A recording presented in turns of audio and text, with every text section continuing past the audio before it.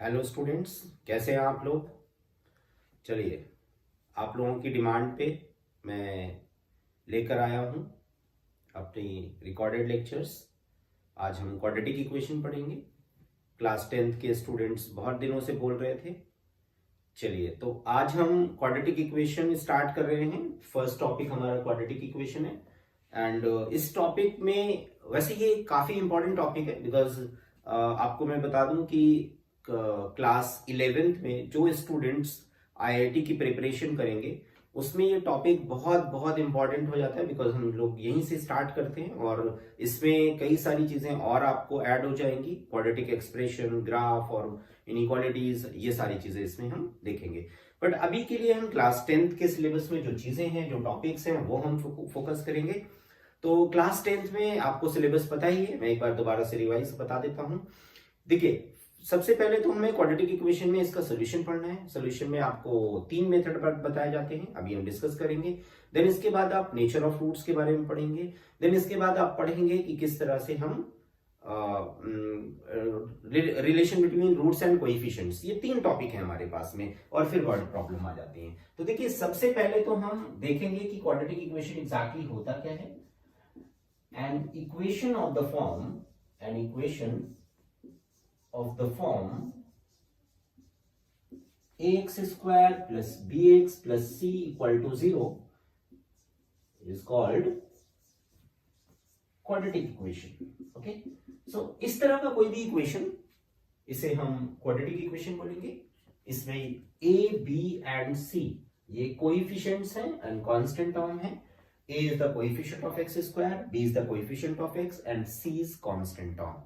तो इनके important role है, आगे हम देखते हैं। देखिए, सॉल्यूशन ऑफ क्वाड्रेटिक इक्वेशन में हमने अभी बताया था कि 3 मेथड होते हैं solution of quadratic equation. So quadratic equation का सॉल्यूशन हम जब देखेंगे तो इसमें हमें 3 मेथड देखने को मिलेंगे कि फर्स्ट वन फैक्टराइजेशन मेथड या middle term splitting method,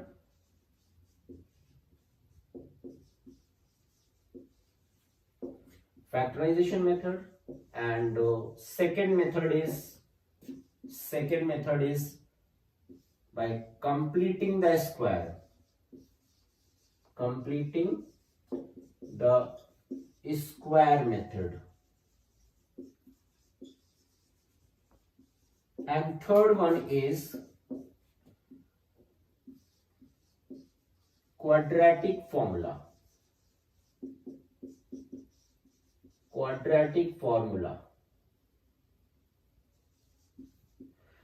quadratic formula कुछ एक्स्ट्रा नहीं है, कंप्लीटिंग द स्क्वायर से हम इसे प्रूफ करेंगे। ओके, सो देखिए, सबसे पहले फैक्टराइजेशन मेथड में हमें देखना होगा कि एग्जैक्टली फैक्टराइजेशन मेथड हम कैसे सॉल्व करते हैं इस मेथड से और क्या इसके मेन टर्म्स पॉइंट्स हैं। फैक्टराइजेशन मेथड हमें ध्यान रखना होगा कि इस मेथड से सारे क्वाड्रेटिक इक्वेशन सॉल्व नहीं किए जा सकते हैं। कुछ स्पेशल टाइप के क्वाड्रेटिक इक्वेशन होंगे जिन्हें हम फैक्टराइज कर सकते हैं, सभी को नहीं। जैसे यहां पर ax square plus bx plus c equal to 0, अगर मैं जनरल बात करूं तो आपको क्या क्या करना है। सबसे पहले स्टेप में आपको a और c को मल्टीप्लाई करना है। a और c को मल्टीप्लाई करना है, coefficient of x square and constant term को मल्टीप्लाई करना है।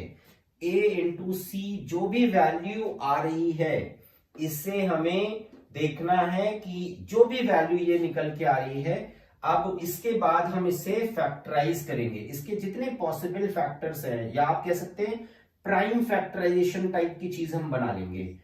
प्राइम फैक्टराइजेशन कर लेंगे।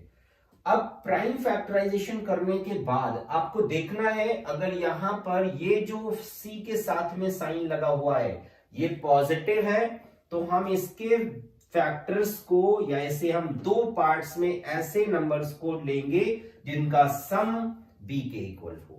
और अगर ये माइनस में लिखा होगा क्वाड्रेटिक इक्वेशन के अंदर तो हमें इन दोनों के डिफरेंस को b के इक्वल लाना होगा। क्लियर है?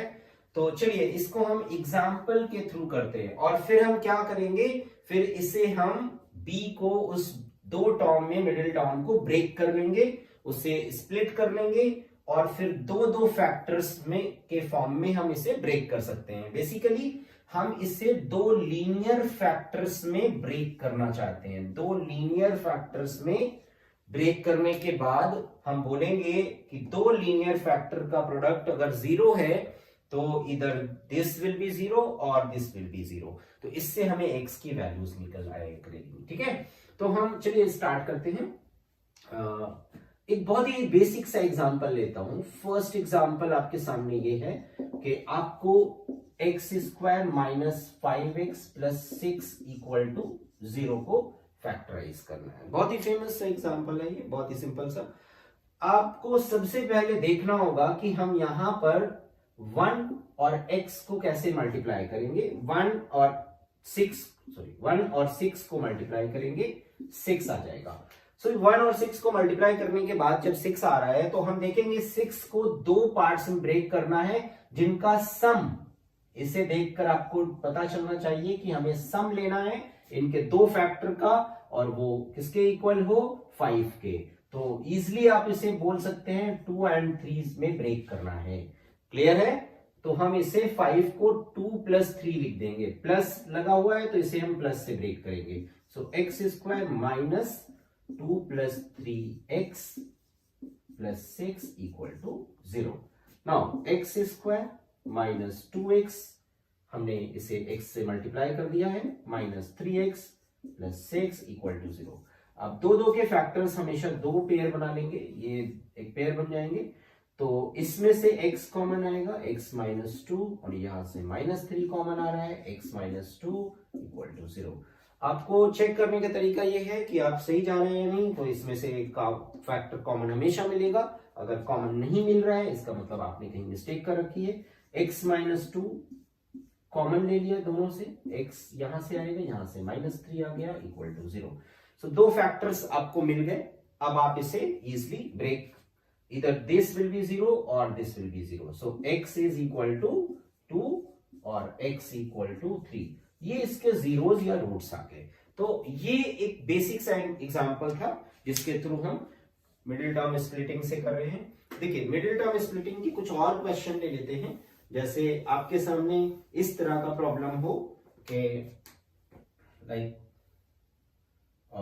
2x square minus root 3x plus 3 minus 3 is equal to 0। अब इसे हमें फैक्टराइज करना है। तो आपको इन सब बातों में ध्यान रखना है कि आपको रूट का भी कई बार आपको रूट में भी फैक्टराइज करना पड़ेगा। तो ये उसी तरह का प्रॉब्लम है। जैसे आप इन दोनों नंबर्स को मल्टीप्लाई करें तो आपको मिलेगा 2 इंटू 3 इज इक्वल टू 6। अब आपको 6 ऐसे फैक्टराइज करना है कि उनका डिफरेंस, दो नंबर दो फैक्टर इसके बनाने हैं, उनका डिफरेंस √3 के इक्वल हो। सो आप इसे कई तरह से मल्टीप्लाई कर सकते हैं।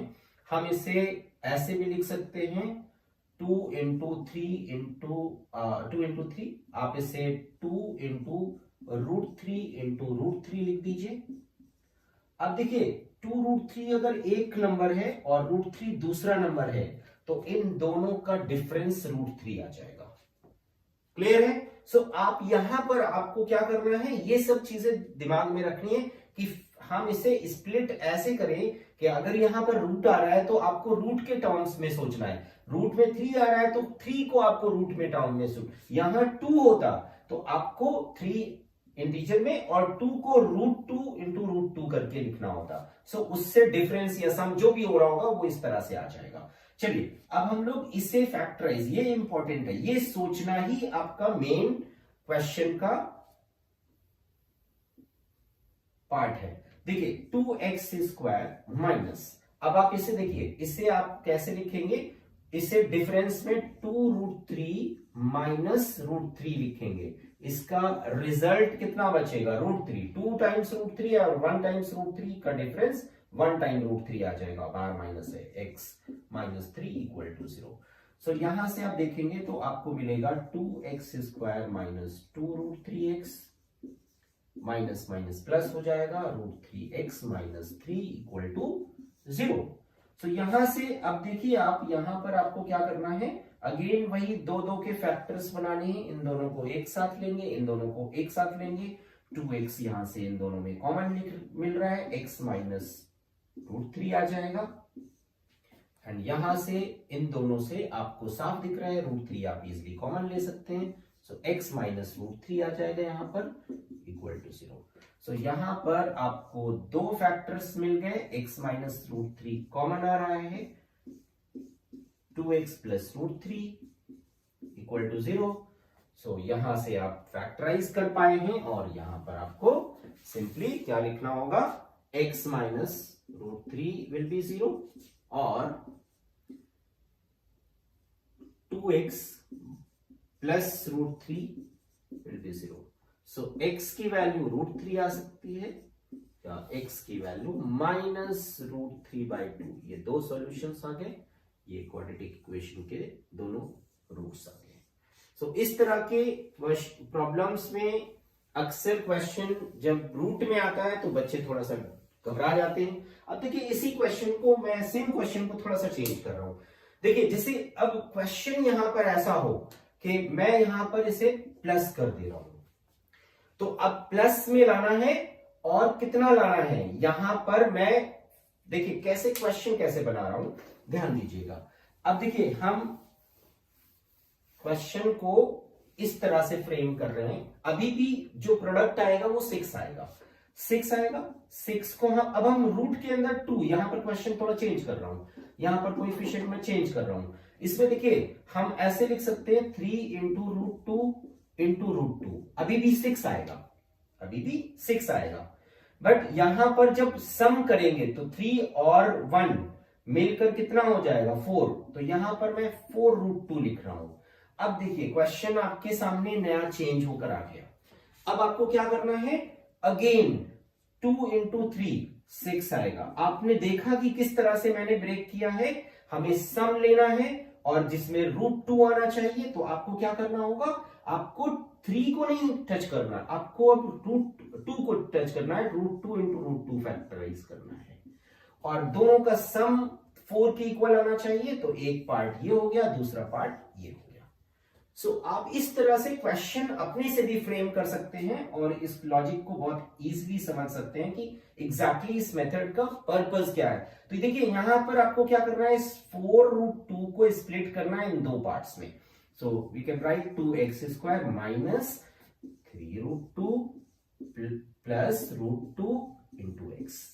अगर आप सम करेंगे इतना ही आएगा, और प्लस 3 इक्वल टू 0। सो अब आप फैक्टराइज कर लीजिए इसे, 2x² minus 3 root 2x minus root 2x plus 3 equal to 0। Again दो दो के फैक्टर बन रहे हैं। आप जितना मैक्सिमम कॉमन आ रहा है सारा सोचना होता है। 2 और रूट 2 में रूट 2 कॉमन है, x² और x में x कॉमन है, तो यहां से रूट 2 और x रह जाएगा, यहां से माइनस 3 रहेगा।